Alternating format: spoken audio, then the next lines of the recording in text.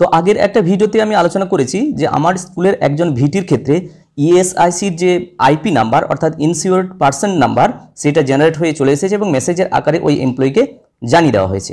তো আজকের ভিডিওতে মূলত আমি আলোচনা করতে চলেছি যে esic.gov.in অর্থাৎ ইএসআইসির যে অফিসিয়াল ওয়েবসাইট সেখানে গিয়ে আমরা ট্র্যাক করার চেষ্টা করব যে আমার ওই ভিটিকে এই ইএসআইসির আন্ডারে রেজিস্টার করা হয়েছে এবং যে আইপি নাম্বার ক্রিয়েট করে দেওয়া হয়েছে কোম্পানির পক্ষ থেকে সেই কোম্পানিতে সত্যিকারেরই রেজিস্টার রয়েছে কিনা সেটা আমরা লাইভ দেখার চেষ্টা করব।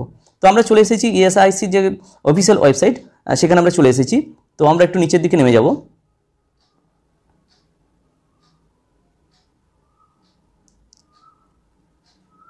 তো এখানে একটা অপশন রয়েছে এমপ্লয়ার সার্চ, এখানে গিয়ে আমরা সার্চ করার চেষ্টা করব। তো এমপ্লয়ের জন্য যে পেজ সেখানে সার্চ বক্স চলে এসেছে। তো ওই যে কোম্পানির বা যে ভিটির আন্ডারে আমার ওই ট্রেনিং প্রোভাইডার যুক্ত রয়েছেন বা নিযুক্ত হয়েছেন, তো ওই যে ট্রেনিং প্রোভাইডার ওই ট্রেনিং প্রোভাইডারের ডিটেল এখানে ফিল আপ করতে হবে এবং ওই আন্ডারেই আমরা দেখতে পাবো যে এই ভিটিকে সেখানে রেজিস্টার করা হয়েছে কিনা। তো আমরা এমপ্লয়ার বলতে ওই যে ট্রেনিং প্রোভাইডার ওই কোম্পানির ডিটেল আমি এখানে ফিল আপ করছি।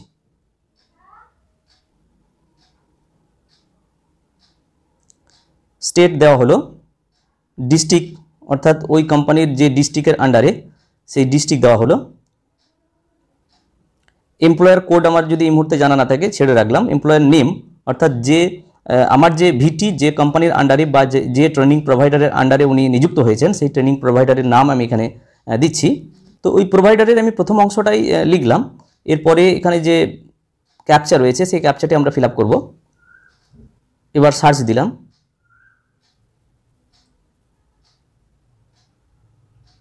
তো এখানে এমপ্লয়ার যে নেম অর্থাৎ ওই যে ট্রেনিং প্রোভাইডার কোম্পানির নেম পুরো ডিটেলস এখানে অ্যাড্রেস সহ চলে এসেছে এবং ওই এমপ্লয়ার যে কোড সেই কোডও এখানে চলে এসেছে। কোডে যদি আমরা একটু টাচ করি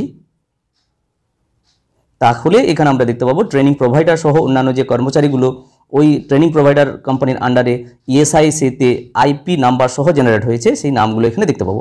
সো এখানে সার্চ বক্সে আমি একটু বাড়িয়ে নিলাম।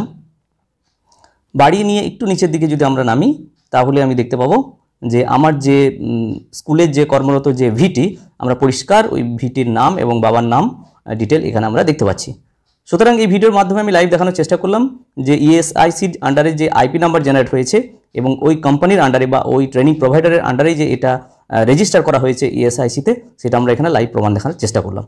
তো আশা করি ভিডিওটা অনেকে কাজে লাগতে পারে। তো ট্রেনিং প্রোভাইডার বাকি যারা রয়েছেন আপনারা নিজেদের যে আইপি নাম্বার যদি এসে থাকে আপনারা এইভাবে সার্চ করে দেখে নিতে পারেন যে আপনাদের ওই কোম্পানির আন্ডারে বা ওই প্রোভাইডারের আন্ডারে আপনাদের ইএসআইসিতে রেজিস্টার করা হয়েছে কিনা, তো আপনারা সেটা দেখে নিতে পারবেন। তো আশা করি ভিডিওটা অনেকের কাজে লাগতে পারে। তো লাইক শেয়ার কমেন্ট তো অবশ্যই করা যেতে পারে এবং চ্যানেলে সাবস্ক্রাইব না থাকলে অবশ্যই চ্যানেলটি সাবস্ক্রাইব করে রাখবেন। আশা রাখা যায় সবাই ভালো থাকুন, সুস্থ থাকুন। ধন্যবাদ।